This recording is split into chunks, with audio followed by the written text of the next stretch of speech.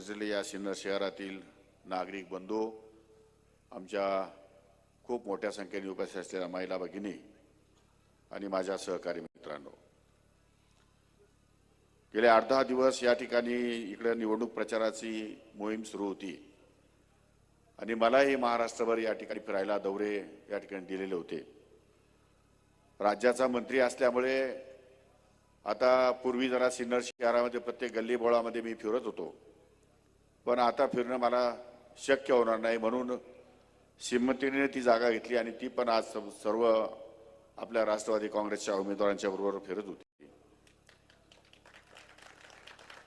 आणि चांगल्यापैकी विश्वास, चांगल्यापैकी वातावरण गेली अनेक वर्ष इथल्या जनतेने या ठिकाणी माझ्यावर ठेवलेला आहे, याचा मला अभिमान आहे। मी कुठेही राज्यामध्ये गेलो आणि कुठेही काहीही बोललो, कसंही बोललो, तर एक गोष्ट मात्र नक्की आहे की मी खोटं कधी बोलत नाही। आमच्यामध्ये काही गोष्टीचं साम्य आहे,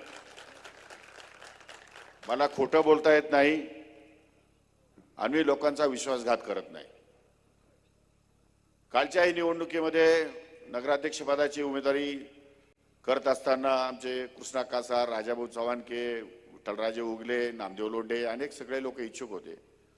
मी नामदेव लोंढेला उमेदवारीच्या संदर्भात घोषणा पण केली होती, पण त्यांनी सांगितलं माझा पुतण्या ऐकत नाही, तो वार्डामध्ये उभाच राहणार आहे अपक्ष। म्हटलं असं होणार नाही, तुम्ही जर तुम्हाला उमेदवार देत असाल तर तुम्ही जर तुमचा पुतण्या मागे घेणार असाल तर मी तुम्हाला उमेदवार देऊ शकत नाही आणि मग तुम्हाला तुमचा निर्णय घेणं तुमच्या जवळ आहे, तुम्हाला जे योग्य वाटलं ते करा।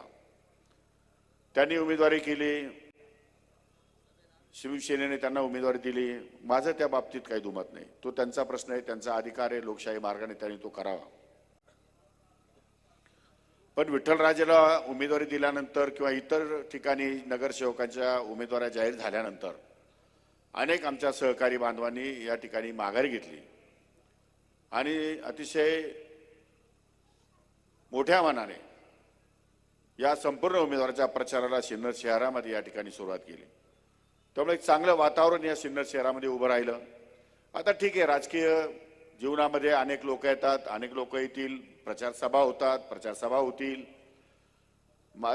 माजी मुख्यमंत्री एकनाथ शिंदे साहेबांची सभा झाली, कदाचित उद्या किंवा परवा माननीय मुख्यमंत्री महोदयाची सभा होईल, त्यांचे उमेदवार आहेत, आपले उमेदवार आहेत। खरं म्हणजे मी आज संपूर्ण महाराष्ट्रामध्ये फिरत असताना महाराष्ट्रामध्ये लढाया फक्त आपसामध्येच आहे, म्हणजे युतीमध्येच जास्त लढाया, निवडणूक संघर्ष हा युतीमध्येच आहे। विरोधी पक्ष तर कुठेच काही दिसत नाही, आपल्याकडे थोडासा उभाटा दिसतो, तोही बाटलेला आहे आणि बीजेपी तर पूर्णपणे बाटलेली आहे। बीजेपीचं त्यांचं काहीच राहिलं नाही, इकडून फोड तिकडं फोड, इकडून फोड तिकडं, फोडाफोडीमध्ये त्यांचं आयुष्य चाललं आणि जुने बिचारे कार्यकर्ते घरी बसले। अशा सगळ्या परिस्थितीमध्ये अनेकांना उमेदवारही मिळाली नाही, काहींना उमेदवार मिळाली, इकडून तिकडून ओढून ताडून काही उमेदवार आणलेले आहेत, पण त्यांच्या डोळ्यासमोर या सवाल उपस्थित